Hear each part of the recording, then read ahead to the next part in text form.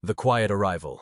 A new prisoner walks into a maximum security facility where violence is currency and reputation is survival. Everyone assumes they know his story before he speaks a single word. But what happens when assumptions meet reality? Get ready for a journey that will challenge everything you think you know about strength, power, and true courage. If you're ready to discover how one man's discipline transforms an entire prison block, stay with this story and subscribe for the complete transformation. Marcus Chen arrived at Oak Ridge Correctional Facility on a Tuesday morning, when fog still clung to the razor wire like forgotten prayers. The intake officer processed his paperwork with mechanical efficiency, barely glancing at the man who stood before him with unusual stillness. Marcus's gray jumpsuit hung loosely on his lean frame, and his wire-rimmed glasses suggested an accountant more than an inmate. He was 42 years old, and his file indicated a 10-year sentence for financial crimes that had bankrupted dozens of families. The officer led him through corridors where institutional green paint peeled in strategic locations, revealing layers of previous attempts at renewal. Marcus walked with measured steps, his breathing controlled and rhythmic.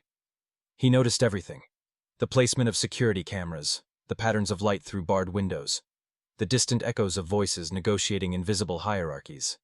C-Block housed 200 men who had learned to read danger in the smallest gestures. Marcus's arrival generated immediate assessment. Inmates watched from doorways as he carried his bedding and toiletries toward cell 47. Their evaluations were swift and merciless.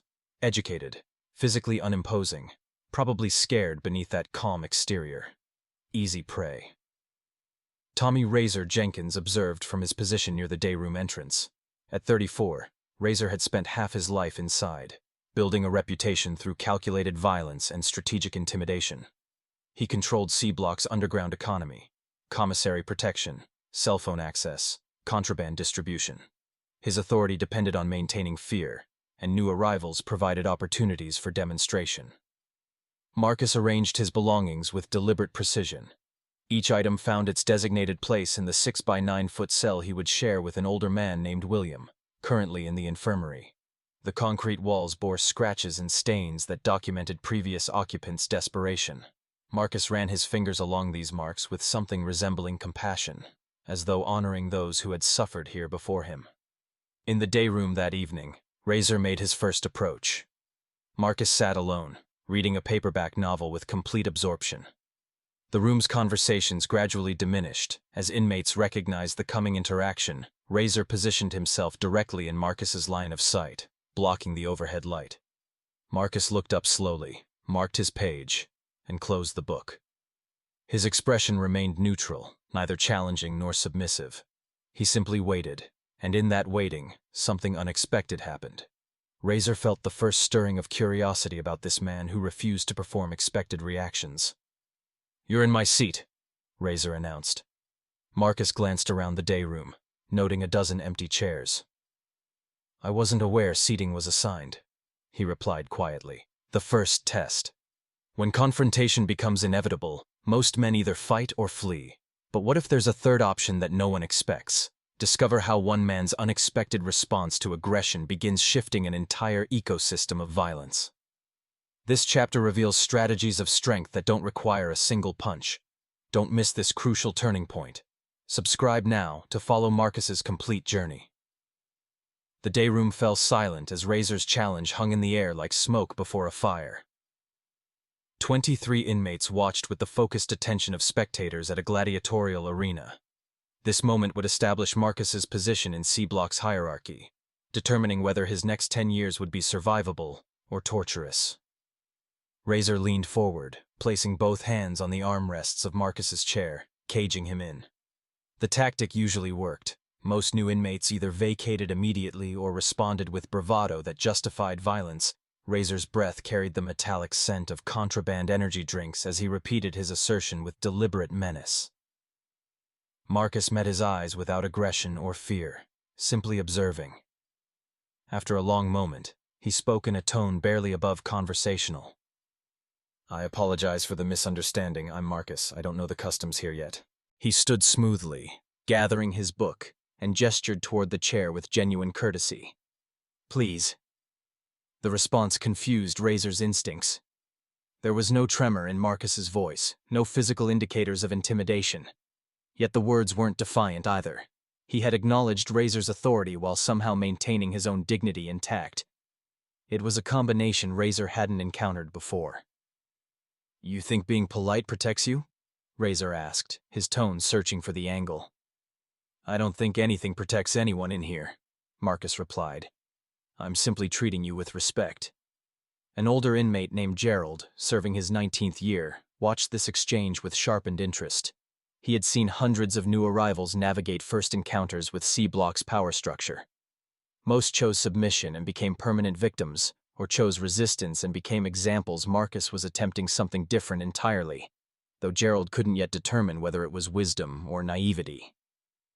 Razor's crew, 3 men who enforced his authority through physical presence, positioned themselves strategically around the day room. Marcus noticed their movement but didn't react, continuing to stand patiently as though waiting for Razor's decision, rather than making demands of his own. "Tomorrow," Razor said finally, "you and me, we're going to have a conversation about how things work here. I appreciate your willingness to educate me." Marcus responded, his sincerity impossible to challenge because it appeared entirely genuine. Razor walked away feeling something unfamiliar. Uncertainty. He had won the immediate confrontation, established dominance, claimed the chair. Yet somehow the interaction hadn't concluded as cleanly as usual. Marcus had given ground without appearing defeated, acknowledged authority without groveling. The man's composure suggested reserves of strength that didn't announce themselves through posturing. That night, Marcus lay in his bunk, breathing with the measured rhythm he had practiced for decades. His cellmate William had returned from the infirmary, an 81-year-old man serving life without parole, his weathered hands trembling with neurological damage. "You handled Razor better than most," William whispered into the darkness. "I didn't handle anything," Marcus replied. "I just responded honestly." "That's rarer than you think in here. Honesty without weakness." William paused, then added, "But Razor won't leave it alone. Tomorrow's conversation won't be conversation." Marcus already knew the hidden history. Every person carries untold stories that shape how they move through the world. What if the quiet man everyone underestimated had spent decades preparing for exactly this kind of challenge? This chapter begins revealing Marcus's past, piece by piece, showing why his calm runs deeper than anyone suspects. Subscribe to witness how one man's lifelong discipline becomes his greatest protection. Dawn arrived at Oak Ridge with the harsh clang of cell doors unlocking simultaneously, a metallic thunder that announced the beginning of another day measured in controlled movements and confined spaces. Marcus rose before the sound, already dressed, his bunk made with military precision. William watched him from across the cell with eyes that had witnessed decades of human behavior under pressure. "You move like someone with training," William observed. Marcus smiled slightly. "I've had teachers." The breakfast line provided Razor another opportunity for demonstration. He positioned himself strategically, allowing Marcus to collect his tray before intercepting him on the path toward the tables. The choreography was familiar to everyone present, a stage where dominance would be reinforced through humiliation. "That tray looks heavy," Razor said, loud enough for the crowd. "Why don't you let me lighten your load?" Before Marcus could respond, Razor's hand shot forward, intending to knock the tray upward, spraying food across Marcus's face and chest. It was a classic prison power move, degrading, public, forcing either violent retaliation or pathetic submission. But the tray didn't move. Razor's hand connected with it and simply stopped, as though he'd struck something immovable. Marcus's grip hadn't appeared to tighten, yet the tray remained level, steady, completely unaffected by the force Razor had applied. The disconnect between expectation and reality lasted only 2 seconds, but everyone noticed. Razor pushed harder, genuinely attempting to displace the tray now, and again it remained motionless. Marcus's expression stayed neutral, almost sympathetic, as though observing Razor's struggle with a puzzle. "He was the wisest person I've ever known. He died 2 years ago, which was partly why I made the choices that brought me here." Marcus spoke without defensiveness, simply stating facts. "After he passed, I lost my center. Tried to fill the emptiness with achievement and wealth. Hurt people in the process." The honesty disarmed the confrontation's momentum. Razor had expected either cowering or false toughness, not transparent acknowledgement of failure. So you're saying you deserve to be here? I'm saying I'm responsible for being here. Whether I deserve it depends on definitions of justice I'm not qualified to determine. Gerald had followed at a distance, watching this interaction unfold. He recognized something profound happening, though most inmates remained oblivious. Marcus was refusing to engage in the usual dominance rituals while somehow maintaining strength. He wasn't submitting, but neither was he competing. It created a kind of vacuum in the power dynamics. "Show me," Razor commanded suddenly. "Show you what?" "This martial arts stuff. I want to see if you're legit or just bullshitting." Marcus considered the request carefully. Demonstration could escalate violence, or it could establish a different kind of respect. Either outcome carried risks. "My teacher emphasized that martial arts should never be performance. The practice is personal, internal." "That's convenient," Tiny sneered. "Can't back up your talk." "I didn't talk about combat abilities," Marcus replied calmly. "I talked about discipline and presence." Razor stepped closer, testing boundaries. "Let me explain how this works. When I tell someone to do something, they do it. That's how respect operates here." Marcus met his eyes with compassionate directness. "I respect you, Razor. But respect doesn't mean abandoning my principles. If you want to hurt me for that, I understand. But I won't perform for entertainment." The escalation. Every act of quiet defiance eventually meets its reckoning. What happens when relentless intimidation collides with immovable principle? This chapter brings Marcus and Razor to the breaking point, revealing what genuine strength looks like when violence becomes inevitable. Don't miss this critical confrontation. Subscribe now to witness how discipline transforms into decisive action. The evening common area filled with the usual controlled chaos. Card games negotiated with contraband cigarettes as currency. Television channels disputed through complex social protocols.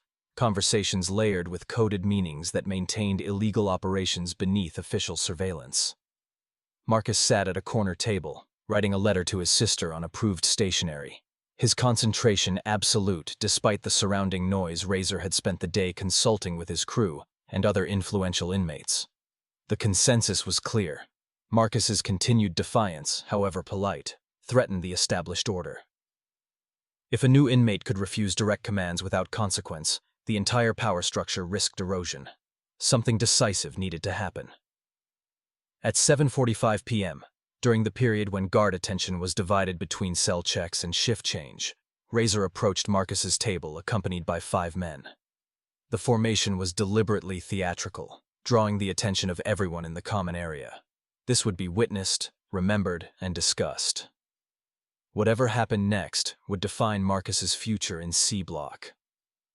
"We're going to have that conversation now," Razor announced, his voice carrying authority that expected compliance. Marcus finished his sentence, placed his pen down carefully, and looked up. "I'm listening." "Not here. In the bathroom. Just you and me." Everyone understood the implication. Prison bathrooms provided the only spaces with intermittent camera blind spots, corners where security footage didn't quite reach. Conversations there were rarely verbal. Marcus stood, folding his letter and placing it in his pocket. "If you want to speak privately, I'll come." The crowd parted as they walked toward the bathroom, Razor's crew forming a barrier that prevented intervention while maintaining the appearance of casual movement.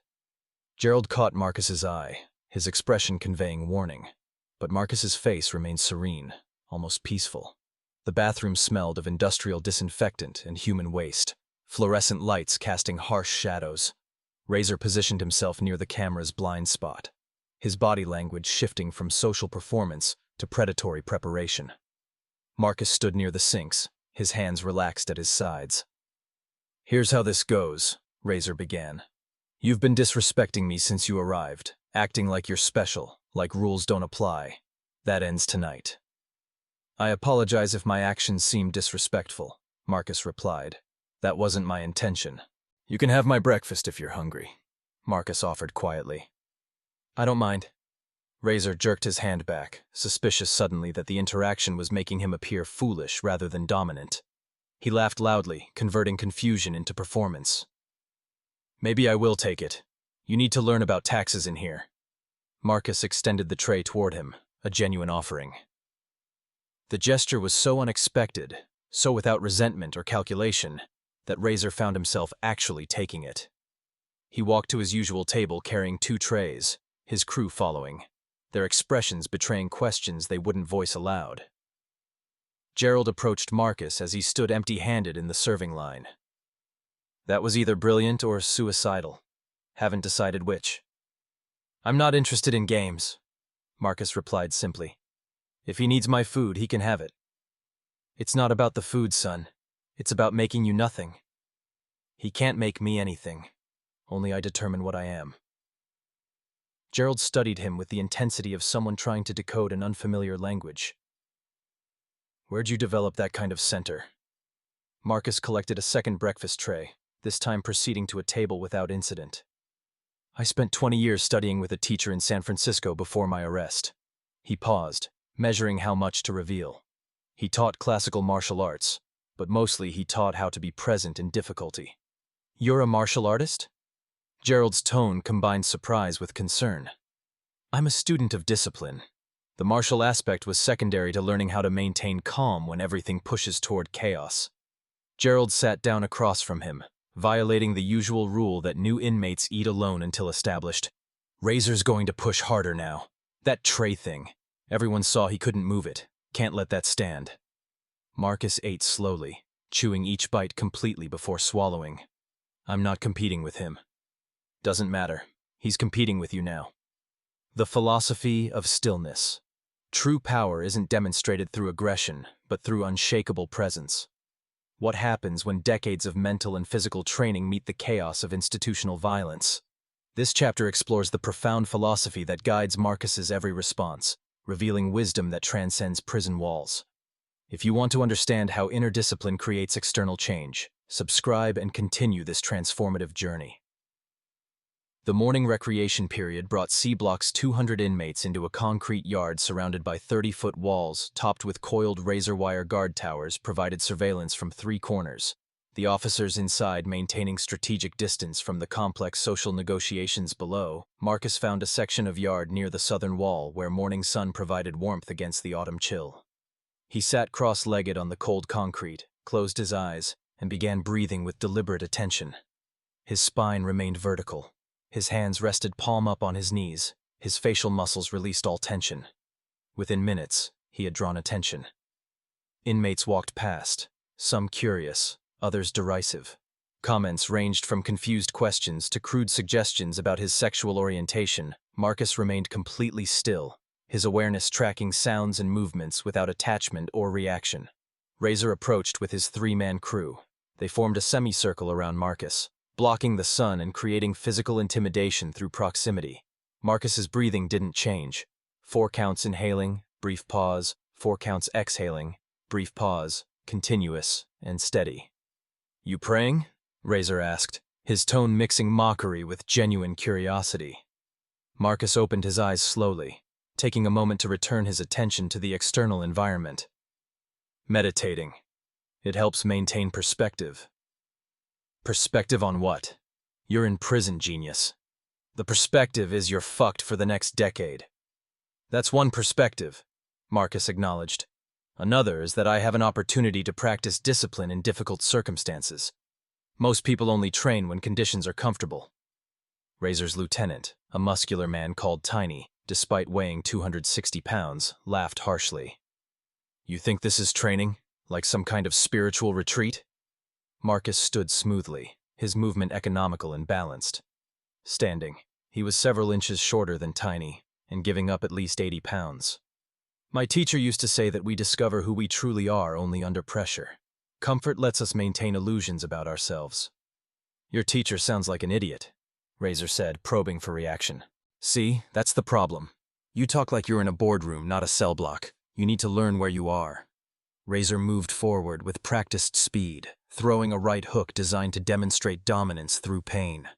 His fist traveled toward Marcus's jaw with the accumulated experience of dozens of previous assaults, force calibrated to cause damage without requiring medical intervention that would draw official attention. But Marcus wasn't there. He had shifted his position minimally. No dramatic block, no aggressive counter, simply a slight adjustment of angle that caused Razor's fist to pass through empty space.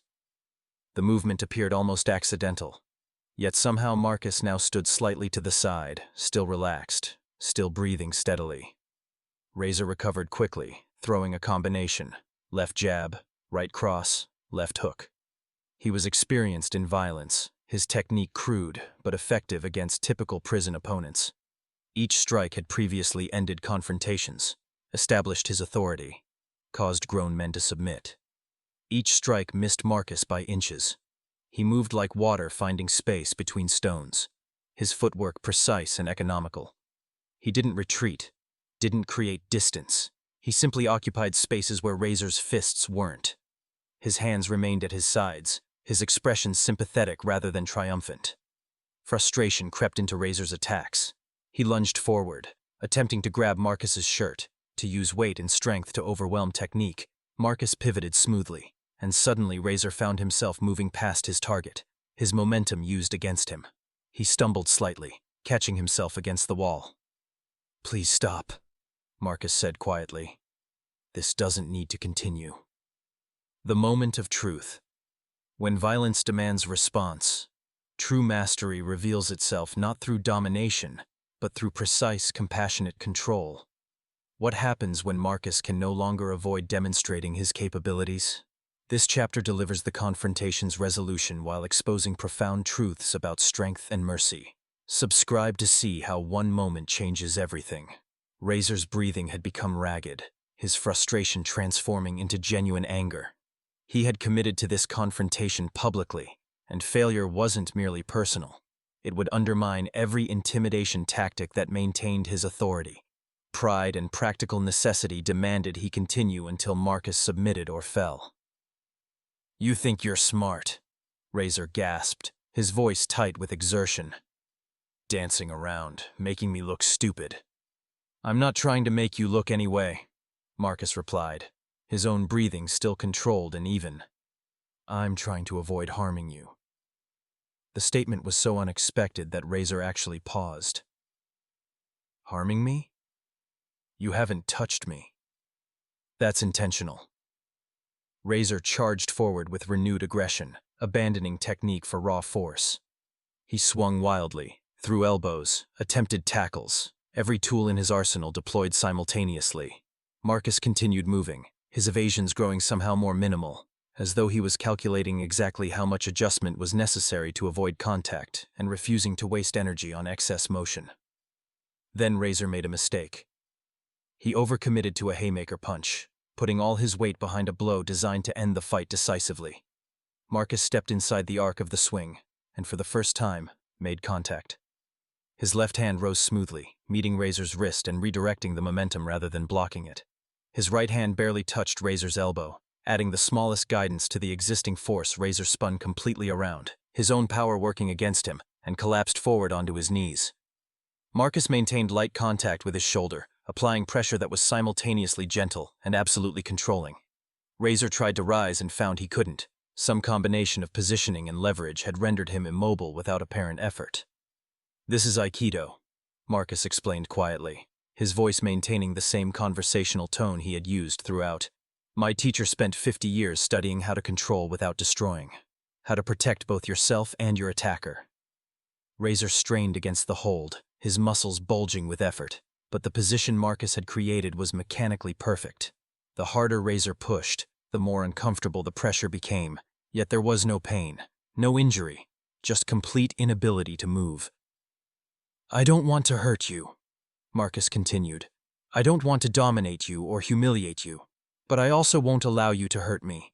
We can stay here until you calm down, or I can release you and we can talk like reasonable people." For 20 seconds, Razor continued struggling, testing every angle for escape. Each attempt revealed the same truth. Marcus's control was comprehensive and unshakable. Finally, his breathing shifted, rage giving way to reluctant acceptance of reality. "Let me up," Razor said, his voice different now. Quieter. Stripped of performance. Marcus released him immediately and stepped back, creating space. Razor rose slowly, rolling his shoulders, checking for injury and finding none. He looked at Marcus with an expression mixing multiple emotions: surprise, grudging respect, confusion, and calculation about what this meant for his authority. "You could have hurt me," Razor said finally. "Multiple times. I had no interest in hurting you. You were responding to what you perceived as a threat to your position. That's understandable." "Understandable," Razor repeated, tasting the word. "You talk weird, man." Marcus smiled slightly. "I've been told that before." They stood in the bathroom's harsh lighting, the moment stretching between them with possibility. What had been established could tip multiple directions, toward renewed hostility, toward grudging truce, toward something neither had anticipated. "That Aikido stuff?" Razor asked. "How long you been training?" 23 years, but I'm still a beginner in many ways. My teacher used to say that expertise is just deep familiarity with your own ignorance." Razor processed this, his expression suggesting engagement with ideas unfamiliar to his usual context. "Why didn't you tell anyone you could do that? First day, you could have made a statement." "Because that would have been ego speaking, not wisdom. My teacher believed that true strength doesn't announce itself." The ripple effect. One authentic interaction can transform an entire community's dynamics. What happens when word spreads about Marcus's unexpected capabilities, and more importantly, his restraint? This chapter explores how power structures begin shifting when strength refuses to exploit its advantages. Subscribe to witness the beginning of unprecedented change in C-Block. News of the bathroom encounter spread through C-Block with the speed of all significant prison events. Whispered during evening lockdown. Discussed in coded breakfast conversations. Analyzed in the wait yard by men who understood that social ecosystems had just experienced a seismic shift. The story's details varied depending on who told it. Some versions claimed Marcus had beaten Razor unconscious. Others suggested mystical powers. A few passed by witnesses who had positioned themselves strategically to glimpse portions of the confrontation came closer to accuracy. Marcus had defended himself without causing harm, demonstrating capabilities he had deliberately concealed, then chosen mercy when dominance was available. Razor's response to these circulating narratives determined C-Block's immediate future. He could attempt to reassert authority through escalated violence, recruit allies for group assault, or retreat into diminished status. Instead, he did something unexpected. At breakfast, he approached Marcus's table and sat down without invitation or aggression. "People are talking," Razor stated simply. Marcus looked up from his oatmeal. "People always talk. They're saying I backed down, that I'm weak now. What do you think?" The question genuinely surprised Razor. He had expected justification, strategic discussion, maybe false reassurance. Instead, Marcus was asking his opinion about his own perception. "I think you could have really hurt me and didn't. I think that takes more control than hitting someone." "Your reputation isn't based on physical dominance," Marcus observed. "It's based on willingness to use violence for specific ends. That willingness hasn't changed. But now everyone knows you could take me. I could defend myself against you. That's different from taking you. Aikido isn't about winning fights. It's about resolving conflicts with minimal harm. You're conflating categories." Razor sat silently, working through implications. "So you're saying my reputation can stay intact?" "I'm saying your reputation should be based on intelligence, organizational capability, and understanding of social systems. Those are your actual strengths. Physical intimidation was always just one tool among many." Gerald joined the table, carrying his tray carefully through the increasing crowd. Other inmates were beginning to gravitate toward Marcus's presence, drawn by curiosity and the magnetic pull of someone who operated by different rules. "Morning, gentlemen. We having a philosophy seminar?" "Something like that," Razor admitted. He looked at Marcus directly. "I want to learn some of that Aikido." The request landed with weight. Marcus understood its implications. Training Razor meant creating alliance, establishing a relationship that transcended typical prison dynamics. It also meant dedicating time and energy to someone who had recently tried to assault him. Most people would refuse based on principle or self-protection. Aikido isn't really learned through brief training, Marcus explained. It requires years of dedicated practice, fundamental changes in how you think about conflict and power. I got nothing but years, Razor replied, and maybe I need to change how I think about things. Marcus studied him, assessing sincerity. He saw beneath Razor's hardened exterior to the younger man who had entered prison at 17, who had constructed his identity entirely within institutional walls, who had never been offered alternative frameworks for understanding strength. Refusing him would be refusing possibility itself. If you're serious, I'll teach you what I can. But the practice requires patience, humility, and genuine commitment.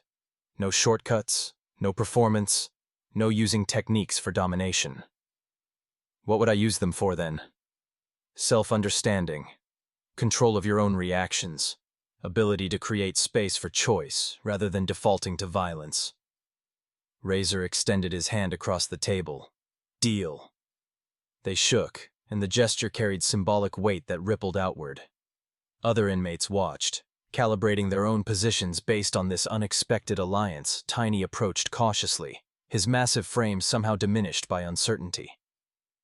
"Boss, what are we doing here?" he asked Razor quietly. "We're learning something new," Razor replied. "You interested?" Tiny looked at Marcus skeptically. "This little guy is going to teach me to fight?" "He's going to teach us not to fight," Razor corrected. "Different skill." The practice begins. True transformation happens not in dramatic moments, but in daily discipline and repeated practice. What unfolds when a prison block's power structure begins studying principles of compassion and control? This chapter reveals the challenging, often humorous beginning of an unexpected educational journey. Subscribe to follow this remarkable evolution from violence toward wisdom. The weight yard became an informal dojo during morning recreation periods. Marcus established a training space near the eastern wall, where concrete was relatively level, and guard towers provided clear sightlines that protected against interference. His first class consisted of 5 students, Razor, Tiny, and 3 other inmates who had approached tentatively, drawn by curiosity about the techniques that had neutralized C-Block's dominant force. "First lesson," Marcus began, standing before his students who arranged themselves in a rough semicircle. "Aikido means way of harmonizing energy. We're not learning to defeat opponents. We're learning to blend with incoming force and redirect it safely." Tiny raised his massive hand. "So we're learning to run away?" "We're learning to neutralize aggression without creating additional harm. Running away is one option. So is staying present and transforming the situation." Marcus paused, gauging comprehension. "My teacher used to say that the greatest victory is the fight that never happens." "That's nice for philosophy class," Razor commented. "In here, fights happen whether you want them or not." "Agreed, which is why we train. But our training starts not with techniques, but with principles. Sit down, all of you." The 5 men lowered themselves to the concrete, their expressions mixing confusion with willingness to try something unfamiliar. Nearby, other inmates paused their usual activities, weightlifting, card games, territorial pacing, to watch this strange development. "Close your eyes," Marcus instructed. "We're going to practice breathing." "Breathing?" Tiny's skepticism was obvious. "We know how to breathe." "Do you?" "Most people breathe reactively, allowing circumstances to dictate their physical state. Rapid, shallow breaths when stressed, held breath during tension. We're going to learn intentional breathing that maintains calm, regardless of external conditions."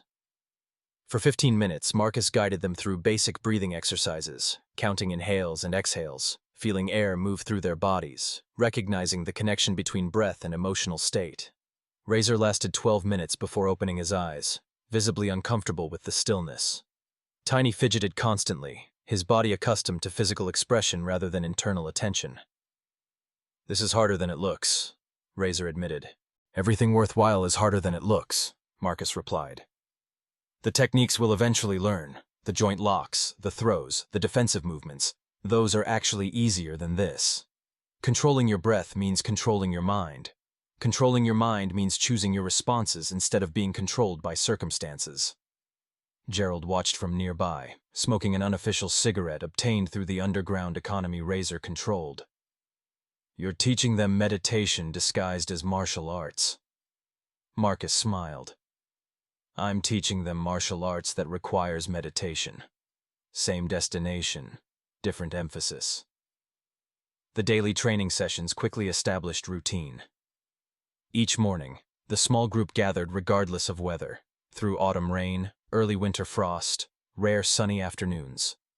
Marcus introduced basic movements: how to stand balanced, how to walk maintaining center, how to receive an attack by moving off the line of force rather than blocking directly. Progress came slowly, complicated by years of conditioning toward aggressive response. When Marcus demonstrated a technique where incoming force was redirected harmlessly, his students initially tried to muscle through it, using strength rather than technique. He patiently repeated demonstrations, allowed them to fail repeatedly, offered adjustments without criticism. You're thinking about overpowering, Marcus explained after Tiny had attempted the same technique 12 times unsuccessfully. Aikido doesn't overpower, it joins. Feel where I'm pushing, then guide that energy where you want it to go. Tiny tried again, and this time managed a clumsy version of the technique his opponent, another student, ended up gently lowered to the concrete rather than thrown violently. Tiny's face split into a surprised grin. I felt it that time, like his own force did the work. Exactly. We're not fighting against energy. We're redirecting it. The harder someone attacks, the easier they are to control if you understand angles and momentum. Word of these training sessions spread beyond C block. Inmates from other cell blocks asked guards about the group that practiced strange movements every morning. Some mocked it as ridiculous, privileged men playing ninja while serving time. Others watched with deeper interest, recognizing that something unusual was developing. The true test. All training culminates in moments that reveal whether principles survive genuine crisis. What happens when external violence threatens Marcus's students, forcing them to choose between old patterns and new understanding? This chapter delivers the ultimate examination of whether transformation can withstand institutional pressure. Don't miss this crucial test. Subscribe to witness the power of applied wisdom. 3 weeks into training, D Block initiated action that would test everything Marcus had been teaching their leader. A man called Priest, due to his previous career as a corrupt minister, had watched C Block's changing dynamics with strategic concern. The alliance between Marcus and Razor represented a potential power consolidation that threatened existing resource distribution, commissary territory, drug networks, protection rackets.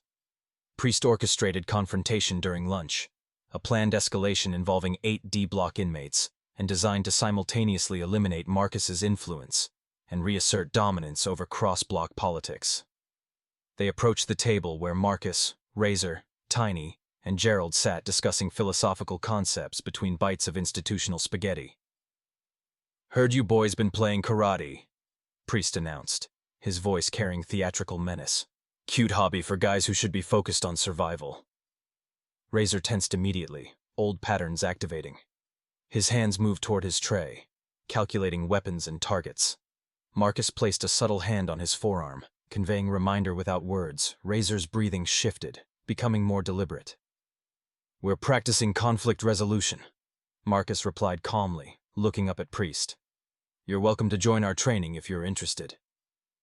I'm interested in you understanding that your little peace circle doesn't change the economics here.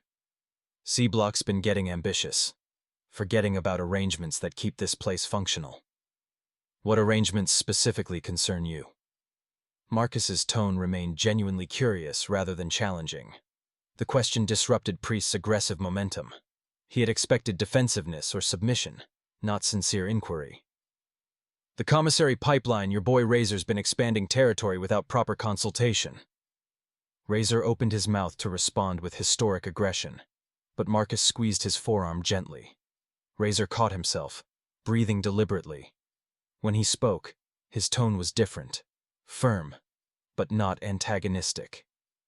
We could discuss resource distribution. What would fair look like to you? Priest's crew exchanged glances, confused by the unexpected response.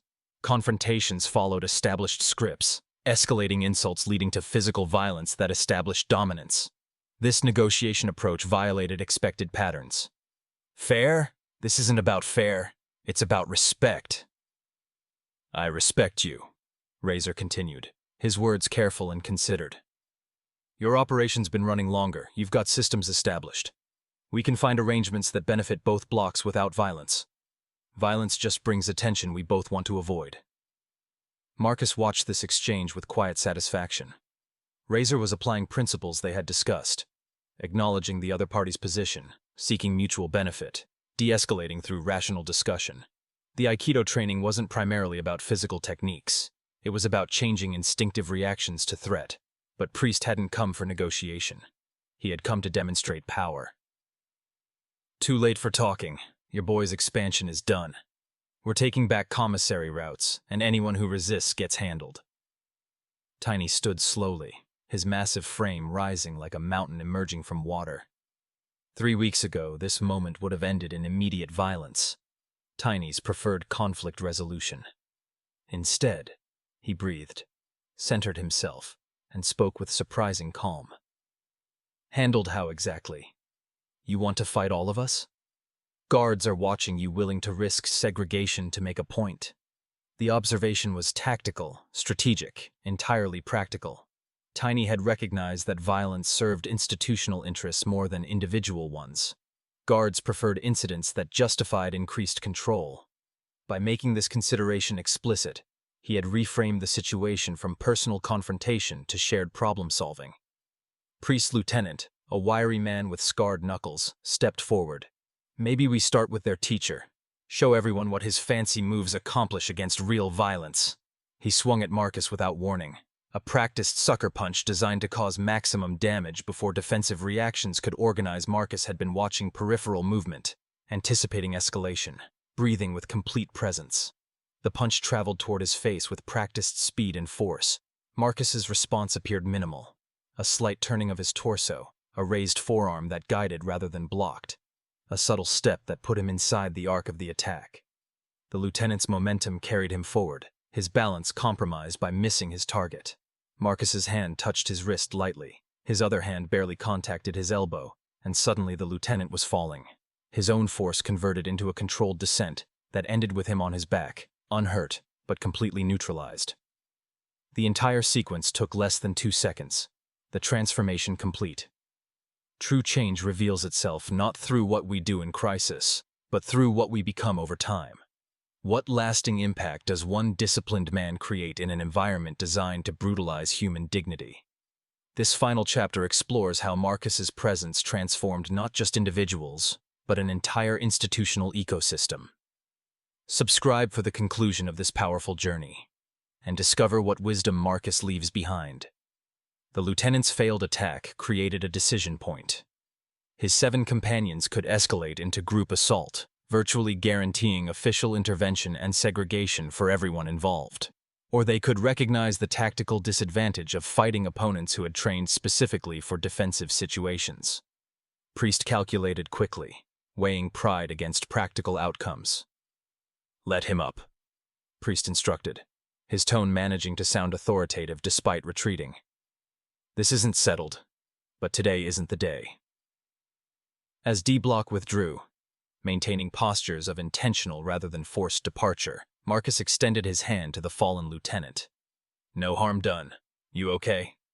The man accepted the assistance, rising cautiously, checking for injury and finding none.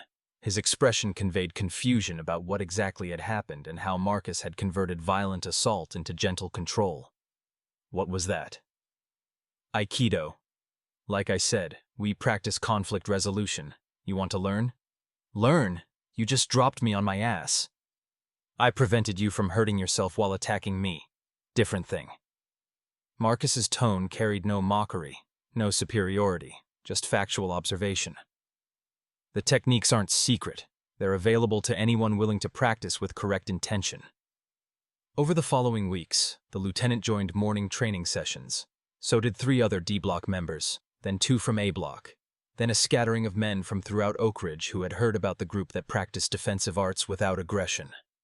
The training circle expanded to 15, then 22, eventually stabilizing at 37 regular participants. Marcus established clear guidelines. Training was open to anyone regardless of history, offense, or affiliation, but participation required commitment to core principles, respect for training partners, dedication to technique over ego, willingness to practice concepts that contradicted institutional violence culture. Men who violated these guidelines received one warning, then were asked to leave. Several tested the boundaries. All discovered Marcus enforced standards consistently. The visible impact extended beyond those who trained directly. C Block's violence statistics decreased measurably over 6 months. 17 fewer serious assaults compared to the previous year's equivalent period.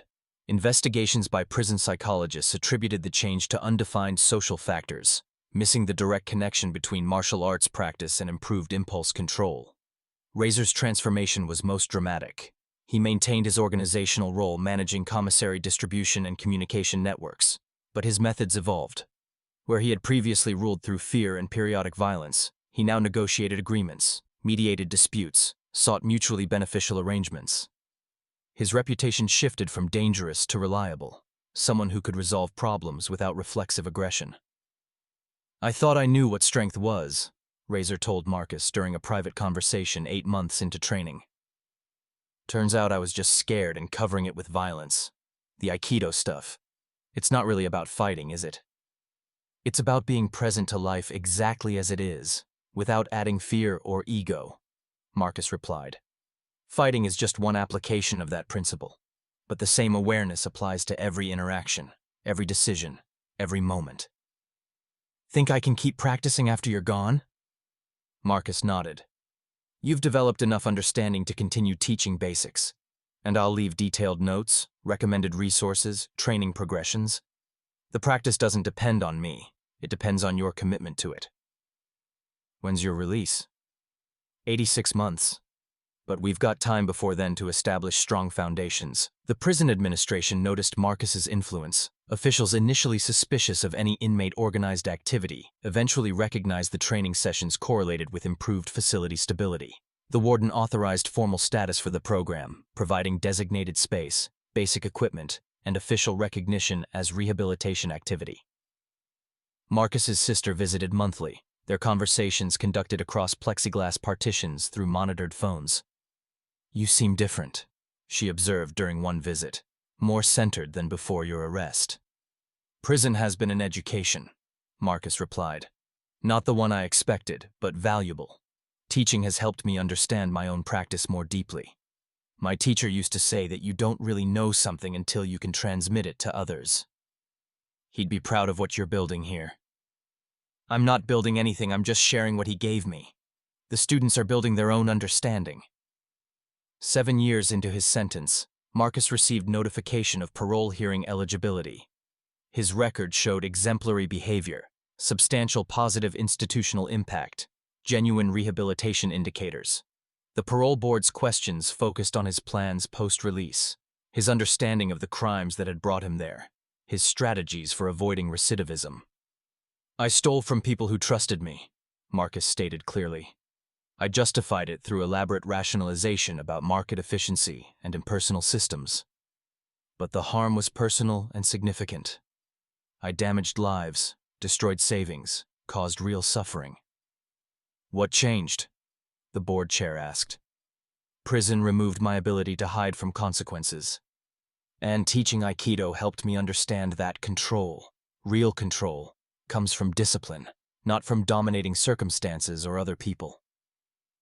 My teacher taught me that years ago, but I didn't fully understand until I had to transmit those principles to others." "If released, what would you do?" "I'd continue teaching. Not necessarily martial arts, though that would be meaningful, but teaching presence, discipline, mindful response to difficulty. And I'd work to restore what I took, financially and otherwise. That process will take decades, maybe a lifetime. But it's my responsibility." The parole was granted. On his release date, 37 men gathered in the yard during morning recreation. His students, now practitioners in their own right. Razor spoke for the group, presenting Marcus with a hand-drawn certificate of appreciation created secretly during art therapy sessions. "You gave us something nobody else offered," Razor said.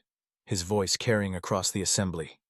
Not just techniques, a different way of being strong, way of being men. Most of us will be here for years still, but we'll keep practicing what you taught. Keep passing it forward. Marcus accepted the certificate, genuinely moved. The practice will continue because it serves real needs. But remember, Aikido isn't mine to give. It's a path that exists independent of any teacher. You're not practicing my techniques. You're practicing principles that have been refined over generations. Honor that lineage by teaching with integrity. Walking through Oak Ridge's gates into autumn morning light, Marcus carried only a small bag of personal belongings. Behind him, the institution continued its complex negotiations of human dignity under confined circumstances. But within those walls, 37 men were practicing something unprecedented, learning that strength didn't require domination, that discipline created freedom, that responding to violence with skilled compassion served everyone's ultimate interests. The quiet man who had arrived 7 years earlier departed having transformed an ecosystem through patient demonstration of alternative possibilities. Not through force, not through dominance, simply through living his principles with absolute consistency and teaching others that they possessed capabilities they hadn't recognized. As Marcus walked toward the bus stop, breathing the free air deliberately and appreciatively, he thought of his teacher's final words. Your real work begins when you leave my dojo. Everything until then is just preparation. Prison had been the preparation. The real work was just beginning. The end. What appeared to be an ending was actually transformation's beginning. Marcus discovered that true strength serves others, real discipline creates freedom, and wisdom shared multiplies infinitely. His journey reminds us that circumstances don't determine who we become. Our responses do. Every moment offers opportunity for choice, presence, and compassionate action. The question isn't whether we face difficulty, but how we meet it.